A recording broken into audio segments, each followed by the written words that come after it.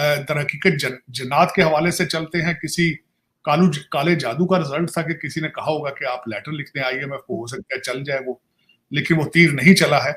उसका भी उन्होंने जवाब दे दिया IMF वालों ने। उन्होंने कहा कि भाईजान हम एब्सोल्युटली नॉट, हम अपोजिशन से डील नहीं करते, हम गवर्नमेंट के साथ डील। उधर देखते हैं तो कर्जा, इधर देखते हैं तो कर्जा, उधर देखते हैं कर्जा, पीछे देखते हैं कर्जा। आज हम किसी दोस्त मुल्क में जाते हैं तो वो कहते हैं ये आए हैं मांगने के लिए, टेलीफोन किसी को करते हैं तो वो समझते हैं ये मांगेंगे हम। इसके बाद भारत ने पाकिस्तान को दी जा रही IMF की मदद को लेकर भी कड़ा रुख अपनाया है। रिवर रावी का पानी बंद करने के बाद अब इंडिया ने IMF से पाकिस्तान का लोन रोकने के लिए भी रिक्वेस्ट कर दी। IMF के साथ एक मुआहदा हुआ था, उसकी पासदारी नहीं की गई थी और उसको बुरी तरह उसकी धज्जियां बखेरी गई थी।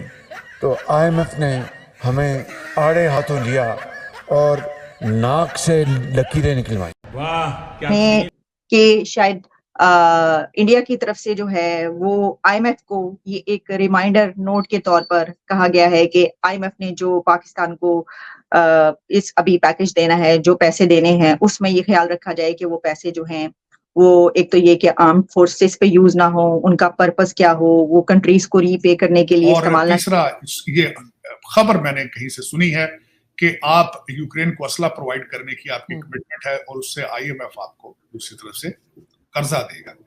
यहाँ मैं ये बताना चाहूंगा आरजू, आपका ये तकरीबन 70 बिलियन से ज्यादा आपका कर्जा है। मुझे ये समझ नहीं आ रही कि आप वापस इसको यानी पाकिस्तान को जो पैसा IMF ने अब देना है, जिसके लिए पाकिस्तान के प्राइम मिनिस्टर कहते हैं, जो कि पहले भी वो कहते रहे कि हमसे नाक रगड़वाई है इन्होंने और लकीरें निकलवाई हैं नाक से, इतनी एफर्ट्स के बाद अब एक बार फिर वही एफर्ट्स करनी पड़ रही हैं और IMF से अब पैकेज मांगा जा रहा है। दोस्तों, SP न्यूज़ 91 में आपका स्वागत है। दोस्तों आपको क्लिप देखकर तो पता चल ही गया होगा कि भारत ने क्या किया। और जो पाकिस्तान IMF से कर्ज लेने वाला था, लेकिन भारत ने IMF को रिमाइंडर दिया, उसको याद दिलाया कि ये कर्जा ना तो सेना के लिए खर्च होना चाहिए।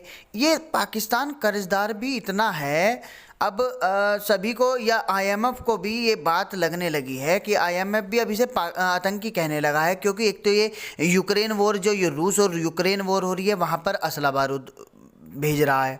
दूसरा, पाकिस्तान कर्जदार इतने देशों का है, IMF ने साफ साफ तौर पर यह कह दिया, भारत ने रिमाइंडर दिला के याद दिलाया है IMF को कि भैया इसे कह दियो कि कभी IMF से कर्जा उठा करके दोबारा किसी देशों का और दूसरे देशों का या किसी आवाम का या किसी का कर्जा उतारने ना चला जाए, उसे डंकी जंगा लगाए, पैसों को सेना में ना लगाए। इस तरीके की बात IMF ने पाकिस्तान को कही है। पाकिस्तान को कहीं ना कहीं आतंकी घोषित जो है होने में बस कुछ ही सीढ़ियाँ पीछे है। बाकी पाकिस्तान पूरी तरीके से डूब चुका है। बाकी ये लोग मानने तो वाले हैं नहीं, जहालत तो इनकी आती रहेगी, और क्योंकि इन्होंने सिर्फ और सिर्फ जहालत ही सीखी है। बाकी IMF अब इन्हें कर्जा देता है या नहीं देता है, उसकी शर्तों को ये फॉलो करते हैं, ये मानते हैं नहीं मानते हैं, सब कुछ ये तो IMF ही डिसाइड करेगा। लेकिन कर्जे के लिए इनकी आंखें खोल दी गई है। अब पाकिस्तानी मीडिया इस बारे में क्या चर्चा कर रही है, तो आइए दोस्तों साथ मिलकर इस वीडियो को देखते हैं। अभी उन्होंने जवाब दे दिया IMF वालों ने। उन्होंने कहा कि भाईजान हम एब्सोल्युटली नॉट, हम अपोजिशन से डील नहीं करते, हम गवर्नमेंट के साथ डील करते हैं। और आजकल जिस तरह के आपके हालात, थोड़ा सा भारत के साथ अमेरिका स्लो डाउन हुआ है, जिसका आप फायदा उठा रहे हैं। और तीसरा, ये खबर मैंने कहीं से सुनी है कि आप यूक्रेन को असला प्रोवाइड करने की आपकी कमिटमेंट है और उससे IMF आपको दूसरी तरफ से कर्जा देगा। यहाँ मैं ये बताना चाहूंगा आरजू, आपका ये तकरीबन 70 बिलियन से ज्यादा आपका कर्जा है। मुझे ये समझ नहीं आ रही कि आप वापस इसको पे किस तरह करेंगे, इसमें मजीद इजाफा हो जाएगा।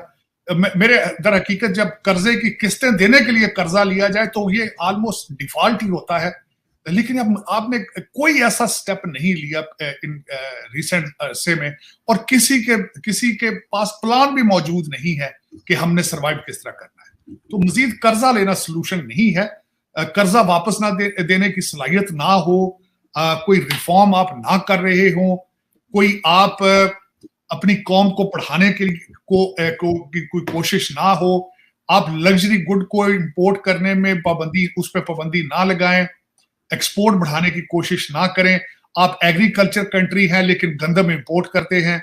आप डिफेंस पे मैं दूसरा आईएमएफ के हवाले से जब बात हुई तो उस पर यह भी बताना चाहूंगा कि आज मैंने भारत के मीडिया में ये भी पढ़ा है, वहां भी तशवीश है इस बात की कि पाकिस्तान जो है वो आईएमएफ से कर्जा ले रहा है, तो वो भी अपने तहफ्फुज़ात का इजहार कर रहे हैं वहां से कि पाकिस्तान ये पैसा लेकर डिफेंस पे ना, अपनी आर्मामेंट्स पे ना लगाए। और दूसरी उनकी कंडीशन है, भारत की तरफ से ये डिमांड की जा रही है, ये पैसा लेकर दूसरे मुल्कों को ना दिया जाए आगे मज़ीद। लेकिन देखें कहां तक सुनी जाती है, 17% जो है शेयर वो अमेरिकन का है आईएमएफ के अंदर, तो जाहिर है उसका असर रसूख अमेरिका ही चलता है। भारत की अपने तहफ्फुज़ात का इजहार किया है उन्होंने, लेकिन वो पता नहीं कितना मगर सर पाकिस्तान जो कर्जा ले रहा है उस पे सिवाय पाकिस्तान के पूरी दुनिया परेशान है, चाहे वो भारत हो चाहे अमेरिका हो, लेकिन पाकिस्तान को जो लोग चला रहे हैं वो बिल्कुल भी फिक्र नहीं कर रहे, उनको कोई परेशानी नहीं, वो तो तैयारी कर रहे हैं आसिफ अली जरदारी साहब एक बार फिर प्रेसिडेंट बन के आएंगे, लेकिन करेंगे क्या? क्या पावर होगी उनके पास?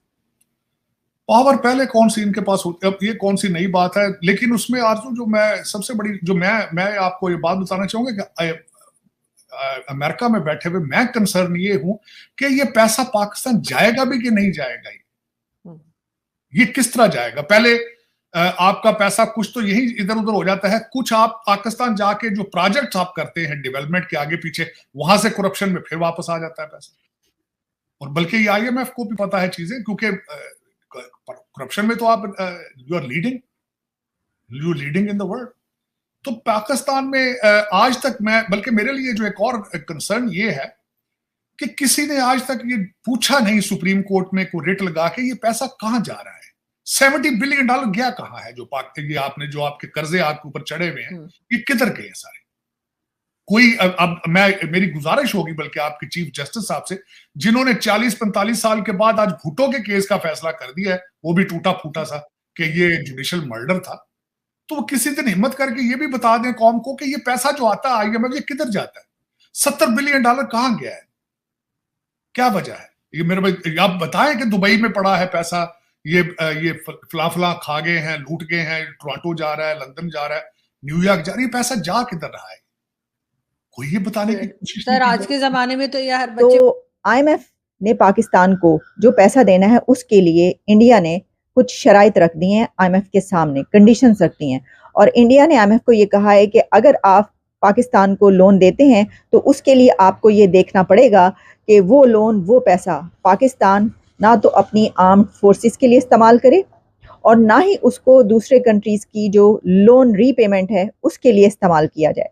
अब ये बहुत कड़ी शराइत हैं जो इंडिया की तरफ से पाकिस्तान के लिए आईएमएफ के सामने रखी गई हैं। आप अंदाजा ये करें कि इंडिया अब आईएमएफ को ये कह रहा है कि पाकिस्तान को लोन ना दो, और अगर पाकिस्तान को तुम लोन दोगे और पैसा दोगे तो तुम्हें इसके लिए ये कंडीशंस जो हैं उसके सामने रखना होंगी। तो पाकिस्तान इसका क्या जवाब दे सकता है? इससे पहले जैसा कि आप जानते हैं कि ये कहा गया कि जो दरियाई रावी है उसका पानी रोक लिया गया है, और इंडिया ये कह रहा है कि अब जो पाकिस्तान को दरियाई रावी के जरिए जो पानी मिलता था वही पानी वही वाटर अब जम्मू कश्मीर वाले इस्तेमाल करेंगे। कश्मीर के लोग उस पानी को क्यों ना इस्तेमाल करें, पाकिस्तान के लोग उसको जो इस्तेमाल कर रहे हैं तो हम अब वो जम्मू कश्मीर में वो पानी दिया जाएगा। तो रिवर रावी तो खैर पहले ही सूखा पड़ा, यानी हम तो हमेशा से ये देखते चले आ रहे हैं कि जब भी लाहौर में रावी की तरफ कभी जाना होता था तो पता ही चलता था कि रावी ते सुक्का पे आ जाए, वो तो सुक्का पे आ जाए, रावी दे अंदर ते पानी नहीं हैगा। तो पानी उसमें पहले भी जो है वो अक्सर कमी रहता था, लेकिन ठीक है ये जो एक स्टेप उस तरफ से लिया गया, ये कहा गया और पाकिस्तान ने कहा कि ये तो रावी का पानी बंद कर दिया है। तो जो वाटर क्राइसिस है या जो दोनों के बीच वाटर मैनेजमेंट है उसके ऊपर हम पहले भी कई बार बात कर चुके हैं, और उसमें अब तो ऐसा भी हुआ बीच में कि पाकिस्तान ने कहा कि नहीं मीडिएशन नहीं मानते और इंटरनेशनल कोर्ट में जाएंगे। और उसके बाद होता क्या है, सवाल पता क्या है, सवाल यही कि जब ऐसी कोई डेवलपमेंट होती है तो पाकिस्तान की तरफ से बढ़के बहुत मारी जाती हैं, बहुत उसमें बड़ी बड़ी बातें की जाती हैं, और फौरन जो है पाकिस्तान के पॉलिटिशियंस पाव पाव भर के बम जो है वो उठा उठा के फेंकने की बात शुरू कर देते हैं बॉर्डर के पार। लेकिन खाली खुली बातें, खाम ख्याली और शेख चिल्ली के अफसाने और शेख चिल्ली के ख्वाब होते हैं ये, उसके जवाब में किया कुछ नहीं जाता। अभी जैसे एक कंसाइनमेंट की बात हुई कि इंडिया ने एक रोक ली है और कहा है कि इसके अंदर जो है ये वाला मटीरियल है, तो उस पे पाकिस्तान की तरफ से कहा गया कि जनाब नहीं ऐसा कर सकते, आप ऐसा कैसे कर सकते हैं, ये तो दो कंट्रीज के भी तिजारत है, हम भी पकड़ेंगे। यानी आप अंदाजा ये कीजिए कि अगर वो ना कर सकते होते तो ना करते ना, वो कर सकते हैं तो उन्होंने वो कंसाइनमेंट रोकी, और वो आईएमएफ को भी ये कह सकते हैं तो उन्होंने कहा। अब इसके जवाब में क्या होगा? इसके जवाब में तो पाकिस्तान के पास कुछ कहने के लिए वैसे ही इसलिए नहीं है कि वो कहेंगे कि ए तुसी सानू कह रहे हो, पहले अपने अंदर